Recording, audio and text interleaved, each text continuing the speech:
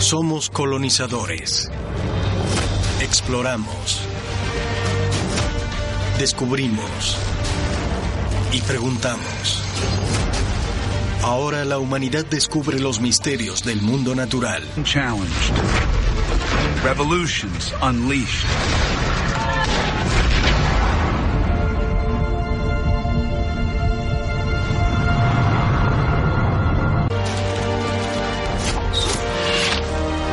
Desatamos nuevos poderes.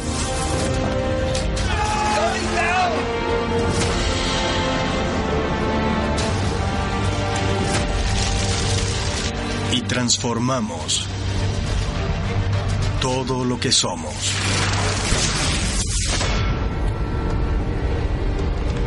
El caos de un planeta despiadado acabaría con la mayoría de las especies. Pero una de ellas se sobrepone a las adversidades.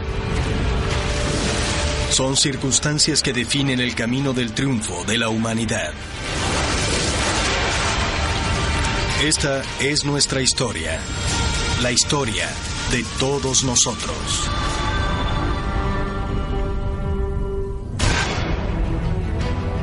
El planeta es un campo de guerra. Los hombres antiguos y sus creencias se adentraron en una nueva era de ciencia y de comercio. En Norteamérica, la tierra que se convertirá en ciudades y autopistas yace bajo un vasto bosque. Ahora los colonizadores avanzan hacia lo desconocido. Nueva Inglaterra, 1676. 2 generaciones después de la del barco Flor de Mayo, 150,000 colonizadores se aferran al borde de una extensa jungla. Entre ellos estaba la familia Lewis, unos puritanos ingleses que llevaban allí 30 años. Pero los Wabanaki llevaban 12,000 años allí. En el siglo XVII había cerca de 55 millones de cazadores-recolectores viviendo en un territorio que se extendía por 1/3 del planeta.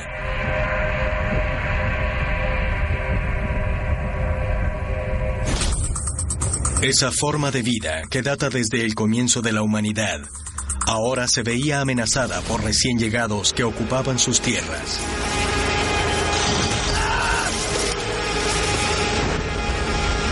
En el Nuevo Mundo había alrededor de 60 nativoamericanos por cada colono. Era una guerra.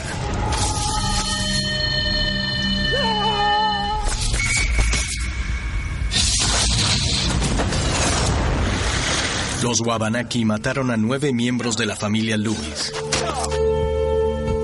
Pero algunos de los niños sobrevivieron, incluyendo a una niña de 3 años, Mercy Lewis. Y 16 años más tarde, ella fue testigo de un juicio que marcó el final de una era.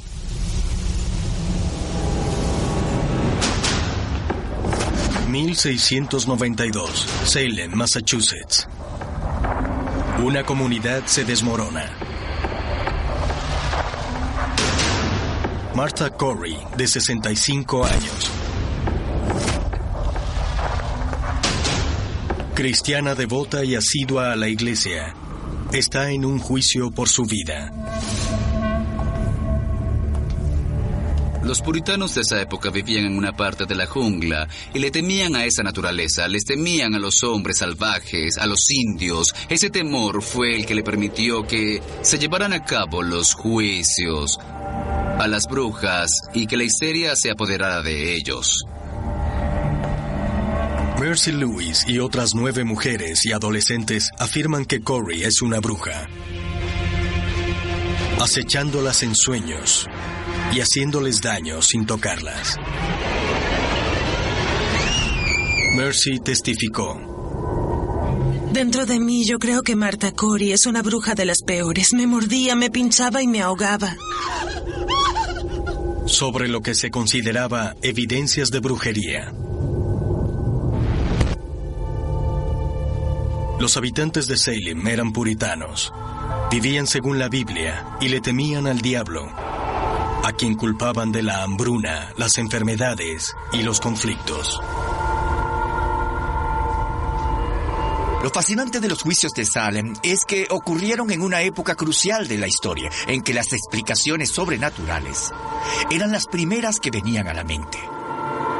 Ellos creían que el diablo era aliado de los indios, así que podían imaginarse a esa gente en sus casas con sus velas, oyendo las ventanas rechinando al abrirse por el viento, cualquier rama rompiéndose u hoja cayendo, y siempre pensaban que era el diablo o los indios. Así eran todas sus noches.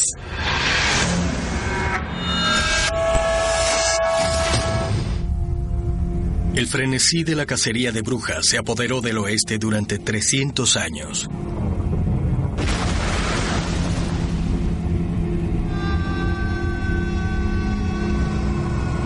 $45,000 personas fueron asesinadas. El 80% eran mujeres. Los puritanos llevaron su creencia en la brujería al Nuevo Mundo.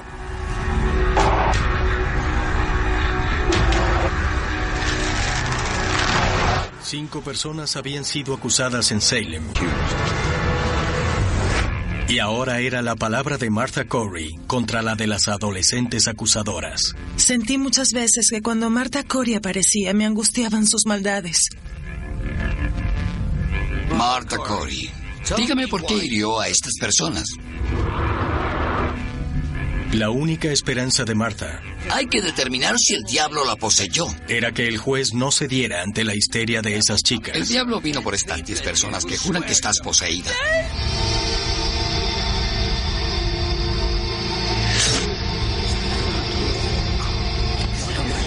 No sé nada sobre brujería. Soy una mujer evangelista. ¡Posesión! Soy una mujer evangelista. ¡Eres una bruja evangelista!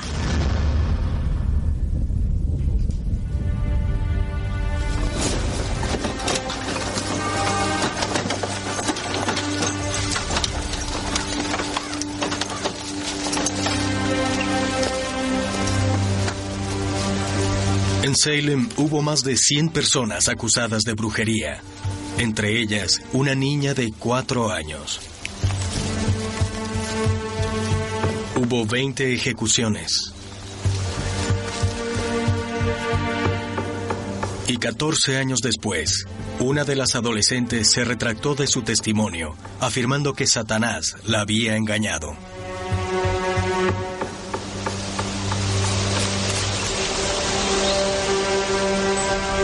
Ya es hora.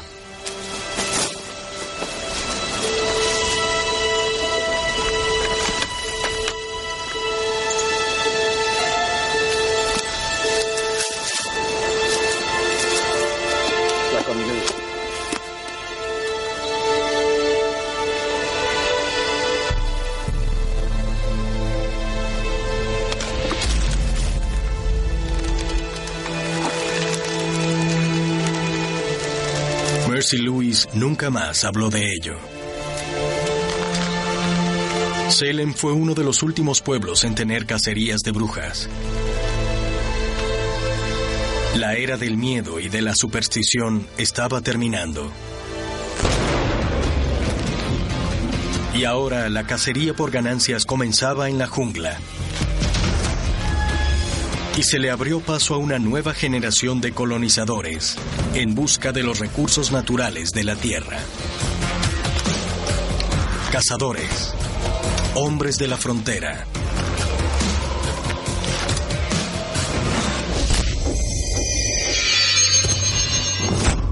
Como los exploradores y aventureros actuales, ellos buscaban algún metal, pero además los motivaba el deseo de ganar dinero.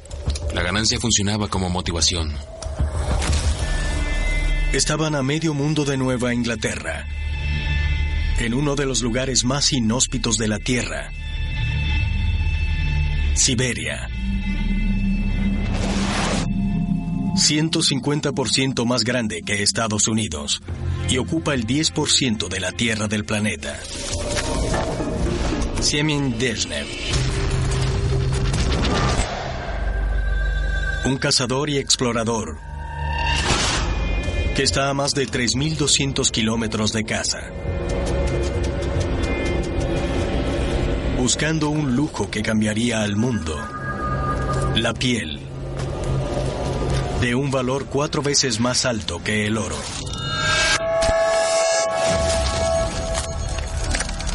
Una pequeña era glaciar asolaba al mundo. Las cenizas de las erupciones volcánicas bloquearon el sol, lo cual enfrió la tierra. El clima más frío en 10.000 años.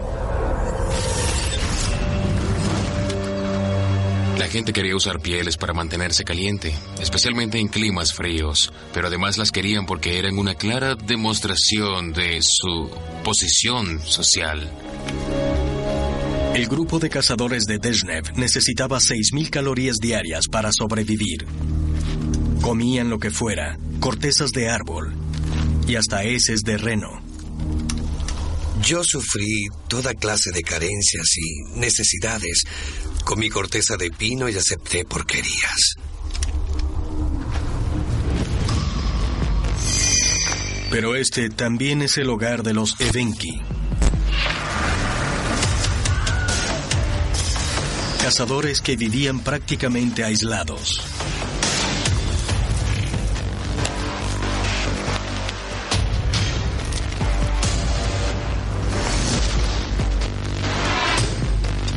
Hasta ahora. Pero la jungla no estaba vacía, había gente que vivía allí, y esas personas muchas veces se interponían en el proceso de búsqueda de la mercancía. Diarios antiguos registraron cómo pensaban los Evenki. Aquí somos propietarios de las tierras, no deseamos ser esclavos.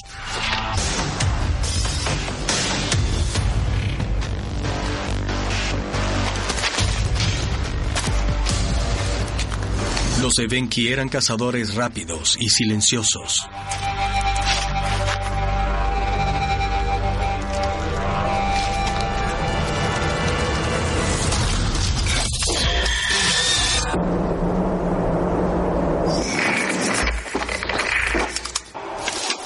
Sus puntas de flecha de cuernos de reno podían perforar un cráneo humano.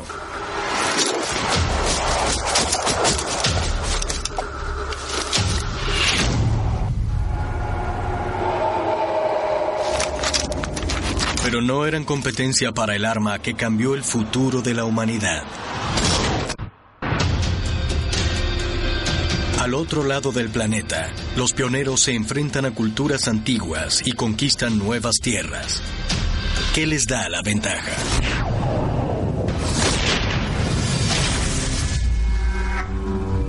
El arma de fuego. Inventada en China, desarrollada en Europa. Ahora se producían en masa usando fundiciones. La producción se disparó en un 10.000%.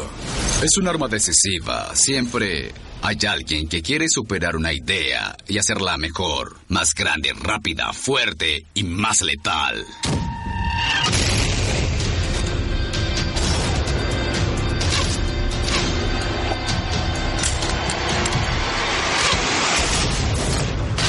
Su velocidad era de 1.100 kilómetros por hora. 7 veces más rápida que una flecha.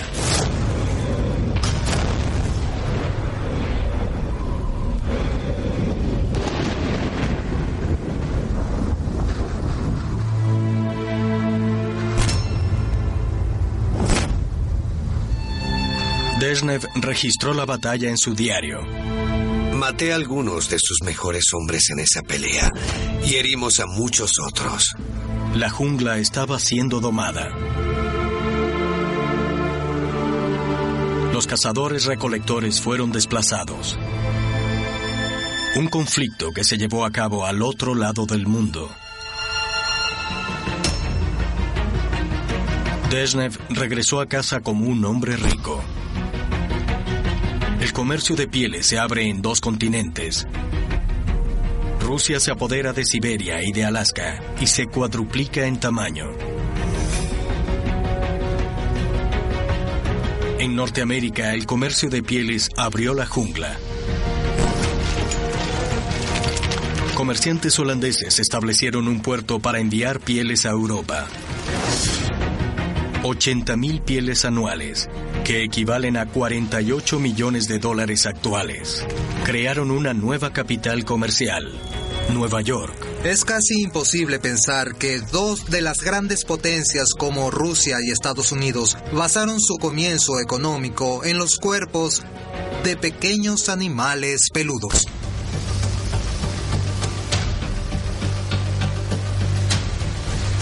Los recursos del mundo natural impulsaron una nueva era del comercio. Pieles, azúcar, café, té y tabaco. Pero transportar todo eso es un trabajo mortal, a través de mares inexplorados. 1 de cada 5 viajes termina en catástrofe. Los océanos del mundo son tumbas.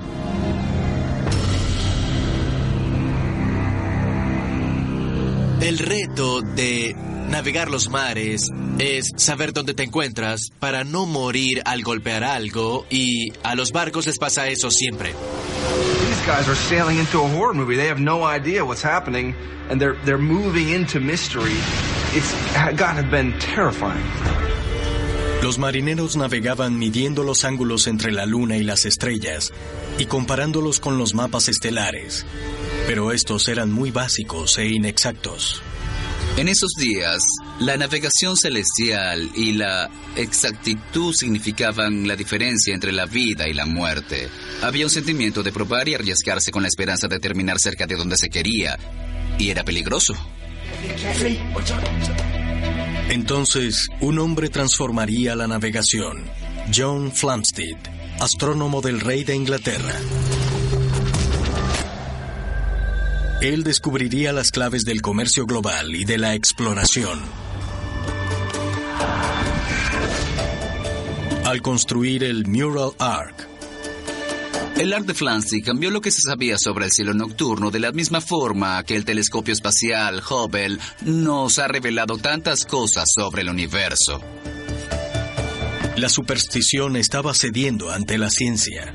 El universo no es un lugar con arbitrariedad. Tiene leyes. El universo en sí es una especie de mecanismo. La humanidad entra en una nueva era. Se descubren organismos unicelulares. Los secretos de los latidos del corazón. Y por primera vez entendemos la gravedad. Y probamos que la Tierra gira alrededor del Sol. After fire, the written word, agriculture, the scientific method is probably mankind's greatest gift to the future. Durante 14 meses, Flamsteed ha estado construyendo su Mural Arc, un telescopio que se mueve por un sistema de engranaje de precisión que mide el ángulo de las estrellas en el cielo nocturno. 45, 46... El rey invirtió en el proyecto, pero el dinero se agotó. 47... Flamsteed gastó sus ahorros para darle vida a su sueño. ¡Más arriba! Lo que serían $250,000 hoy en día.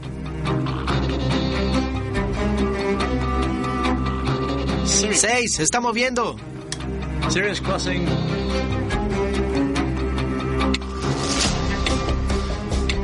¡Ahora! Flamsteed le dio una marca única a cada estrella. Hizo 28,000 mediciones registrando sus posiciones exactas y triplicó el número de estrellas conocidas a casi 3,000. Fue el mayor descubrimiento en la navegación desde la brújula. 7. Mapas estelares 15 veces más exactos que antes. Salvando dinero y vidas. Flamsteed fue un héroe, ya que cambió al mundo irremediablemente. Al crear estas mediciones exactas, fue como si los marineros pasaran de tener mapas crudos, dibujados a mano, a tener buenas fotografías satelitales como imágenes GPS. Esas mediciones un día ayudarían a llevar al hombre a la luna. Cuando pensamos en el progreso de la ciencia, lo vemos como un momento definitivo, un destello de entendimiento, pero no pensamos en ella como trabajo duro y perseverante. Flamsteed fue un impulsor definitivo. Ahora la ciencia entraba en una nueva era de exploración, con el capitán James Cook, el explorador más grande de la humanidad. Diario del Capitán Cook. Yo ambicionaba no solo llegar más lejos que nadie, sino lo más lejos posible que un hombre pueda llegar. Los viajes de Cook dependían de las observaciones de Flamsteed, y no hubiera podido viajar sin eso. No había mapas de un tercio del planeta. Hasta entonces. En 3 viajes, Cook llegaría a los lugares más recónditos de la Tierra y descubriría un nuevo continente. Los viajes de Cook nos mostraron cómo lucía el mundo.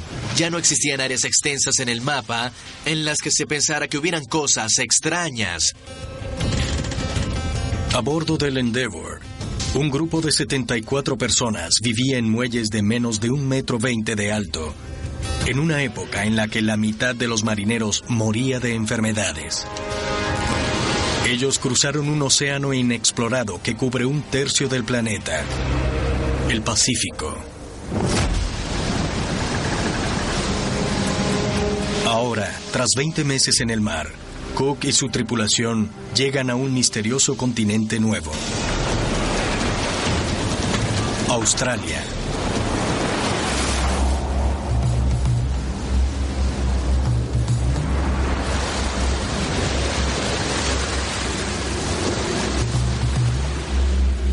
Los aborígenes australianos habían fundado el continente 50.000 años atrás.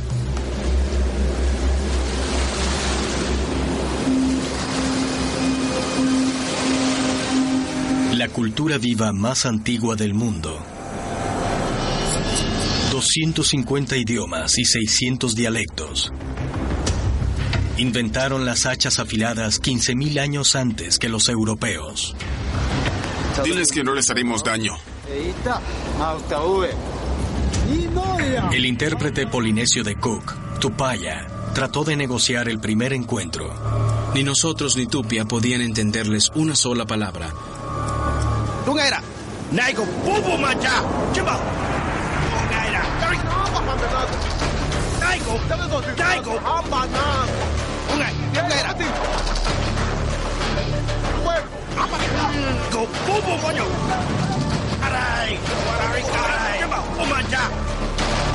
De nuevo vinieron a oponerse a nosotros. Yo lancé un disparo entre ellos.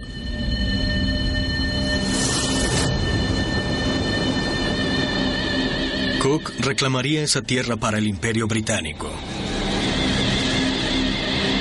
Cuando Cook encontró a los aborígenes australianos, no tenía ni idea de lo que representaba esa cultura. Era una de las tradiciones culturales más complejas, sofisticadas y antiguas del mundo. Cook lo ignoraba y pensó que eran personas tímidas e inferiores. No sabía con qué se había topado.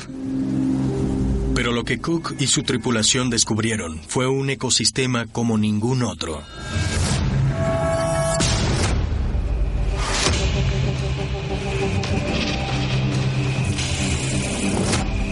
La isla más grande del mundo. Un continente con una evolución propia única. 85% de sus mamíferos no existían en otra parte del planeta.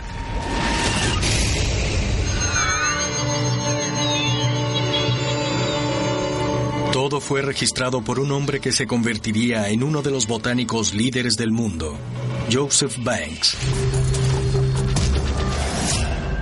Un joven ambicioso en la aventura de su vida. Fue el pionero de la nueva ciencia botánica y descubrió secretos del mundo natural que hasta hoy ayudan a la humanidad.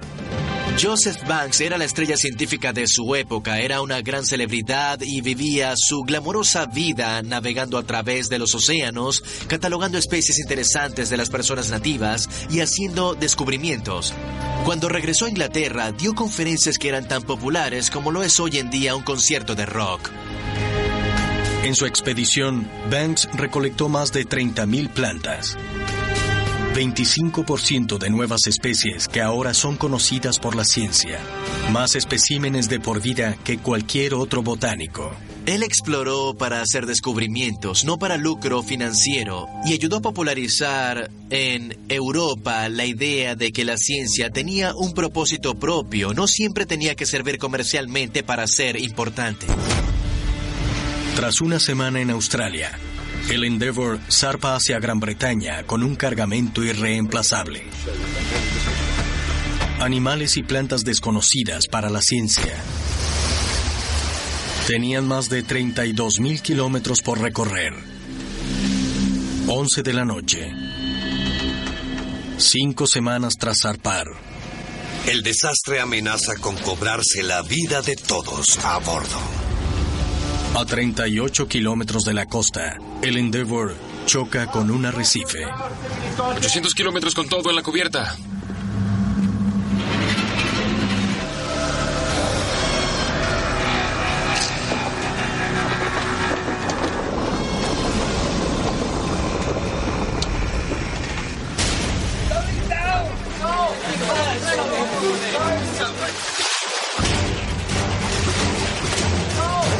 A bordo cundió el pánico ante el desastre.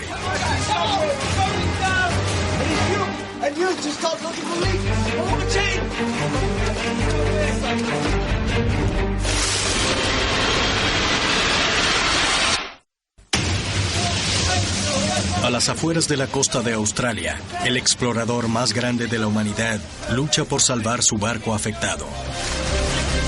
Si Cook no vuelve a ponerlo a flote, el arrecife destrozará el casco y pocos marineros saben nadar. Fue una situación muy inesperada. It threatened the immediate destruction of the ship. It's horrendous. There's a shock. There's chaos. The ship is grinding on the rocks. Time is of the essence. If they don't get the ship floating soon, they're gonna die. Para aligerar el barco y ponerlo a flote, ¡sigan moviéndose! Arrojaron posesiones personales por la borda. Cañones, barriles, lastre, incluso agua potable. Solo se salvaron las preciadas muestras científicas.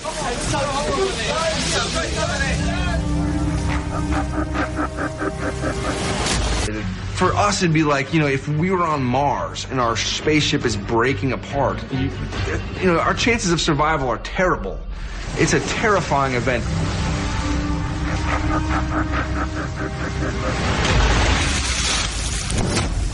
«23 horas más tarde». ¡Venga rápido, capitán! Una crecida de la marea ayudó a liberar el barco. Lo logramos. ¡Nos liberamos!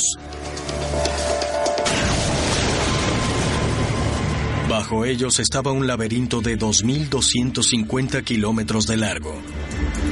La Gran Barrera de Coral, una de las maravillas del mundo natural. La estructura viva más grande del mundo. El único organismo visible desde el espacio. A través de 3 viajes épicos, Cook hizo el mapa de Australia, Nueva Zelanda, el Océano Pacífico y las Américas. Descubrió más territorio mundial que cualquier otro explorador.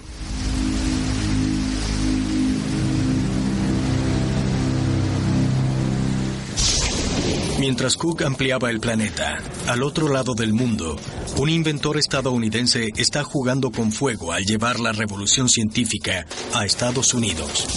Esa persona es Benjamin Franklin. Innovador, intérprete y el primer cazatormentas de Estados Unidos. Usó un juguete infantil para develar una de las claves al futuro. Su papel como científico es tan importante como su papel como hombre de Estado y fundador. Además, fue el primer estadounidense en hacer que la ciencia fuera palpable y tangible debido a la forma en que él hablaba y escribía sobre ella. Desde el comienzo de la humanidad, el hombre le ha temido a una de las fuerzas más destructivas de la naturaleza: el rayo. Mundialmente, 16 millones de tormentas de relámpagos anuales matan a 24,000 personas. Cada descarga tiene el poder de una tonelada de dinamita. Con 28,000 grados centígrados es 5 veces más caliente que el Sol.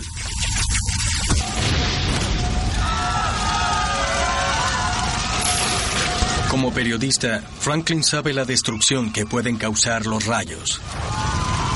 Destruyen depósitos de granos, casas e iglesias.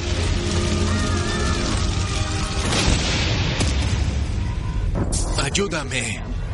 Apenas 60 años después de los juicios de Salem, muchos creían que se trataba de la furia de Dios. ¡Vamos, date prisa!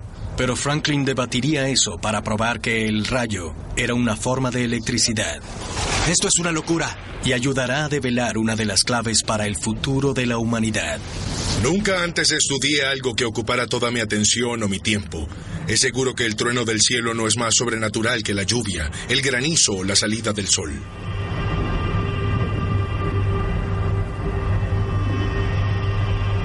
Sería una batalla entre superstición y ciencia que definiría su época. Franklin fue parte del entendimiento. El entendimiento se basaba en la idea de que había explicaciones naturales para los fenómenos de la naturaleza.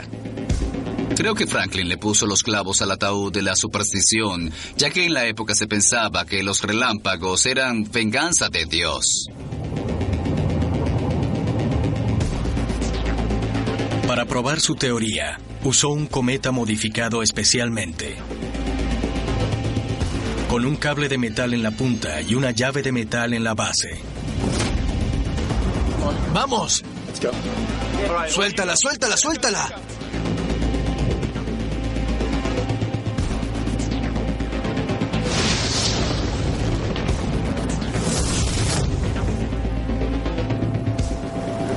¡Sí! Un experimento que podía revelar los secretos del cielo. O electrocutarlo. La humanidad se impulsa en su curiosidad para explicar lo desconocido. Benjamin Franklin buscaba develar los secretos del rayo.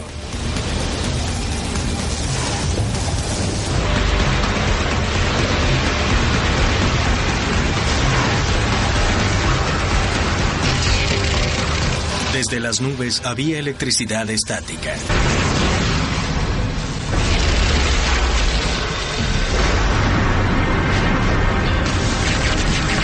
Verán que emerge abundantemente de la llave en cuanto acercan los nudillos.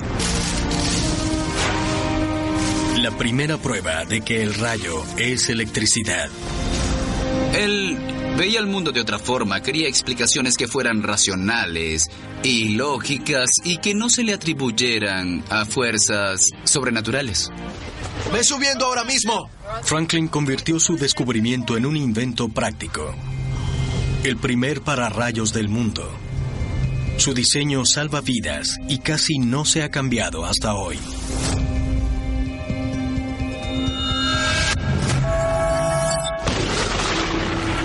Recibe hasta corrientes de aire electrificado e identifica las cargas negativas y positivas. Un experimento que ayudó a descubrir un nuevo poder que transformaría nuestras vidas. El nacimiento del mundo eléctrico. Bombillas, televisión, aire acondicionado, computadoras.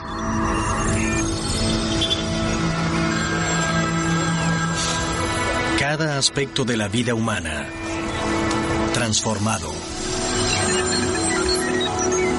En poco más de 200 años, pasamos del punto donde la electricidad era algo desconocido a una época en la que no podemos imaginarnos sin algo tan simple como la batería de nuestro teléfono. Es un periodo de tiempo relativamente corto en la historia de la humanidad, pero miren hasta dónde nos ha llevado. Los signos positivos y negativos que se ven en los terminales se deben a los descubrimientos de Franklin. Es genial.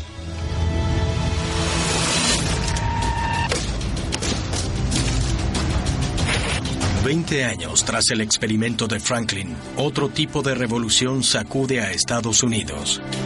Una rebelión aislada en un almacén de madera en Nueva Inglaterra se convertiría en una guerra. Ese impulso de la determinación propia, de controlar su propio destino y controlar su propia economía, superó cualquier miedo. New Hampshire, 1772. El millonario Ebenezer Mudgett. Decidido y rebelde, se hizo rico por sí mismo. Hizo su fortuna con el más viejo recurso de la humanidad: la madera. La clave de nuestras vidas desde el comienzo de la humanidad. Los extensos bosques que una vez acecharon los sueños de los colonos estadounidenses ahora eran su principal fuente de ganancias. Casi 385 millones de hectáreas y más de 50,000 millones de árboles. El rey de Inglaterra pensaba que los mejores le pertenecían. Un tercio de los barcos británicos son construidos en New Hampshire. Un buque de guerra utiliza más de 6,000 árboles y cuesta el equivalente a un portaaviones moderno. Para mantener este tipo de comercio y exploración marítima, además de la adquisición de las nuevas colonias, tenían que poseer los recursos que le permitieran mantener esas naves intactas. En Boston había una casaca roja por cada 4 ciudadanos. Una ciudad bajo ocupación. Los bienes del Nuevo Mundo equivalían a más de 4,000 millones de dólares para Gran Bretaña. Pero los colonos protestaban contra los altos impuestos.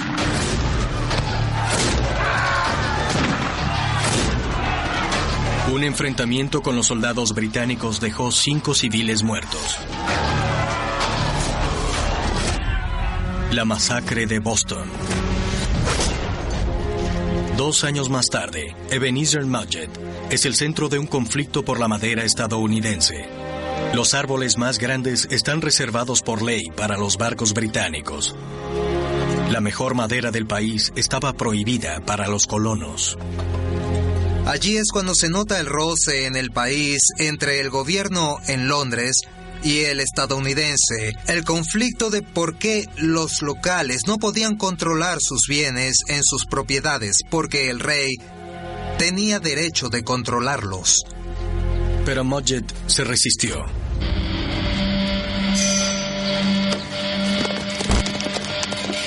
Se establecieron las líneas de batalla. El alguacil del condado y lealista británico, Benjamin Whiting, fue alertado enseguida. Mudgett guardó la mejor madera para vendérsela a los colonos.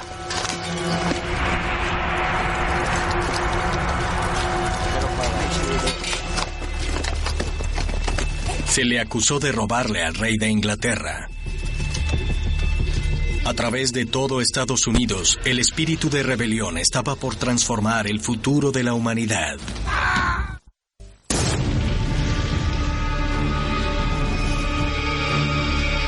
Una era de nuevos conocimientos enciende la chispa para ganar libertad.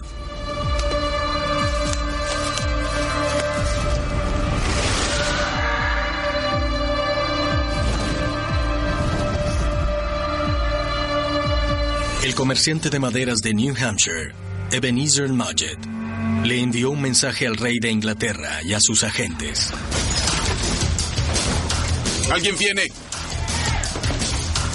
Atacó al alguacil Whiting y a su ayudante Quigley.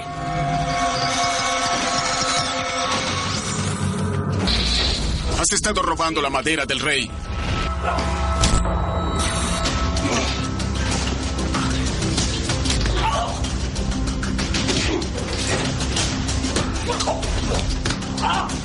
El castigo fue un golpe por cada árbol que se le acusó de robar.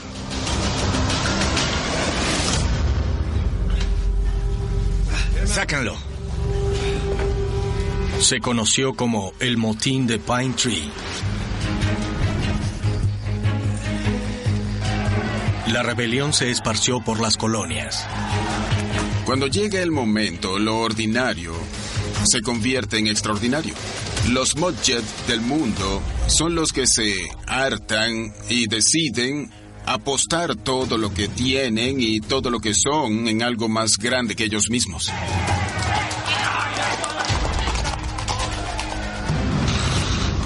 Un año después, en Boston, los rebeldes destruyen el equivalente a $1 millón en té, uno de los más famosos actos de resistencia en la historia de Estados Unidos. Lexington, 1775. Hombres comunes y patriotas se defienden del ejército más poderoso del mundo. Los británicos tienen órdenes de arrestar a los líderes rebeldes y confiscar sus armas. El futuro de 13 colonias está en juego.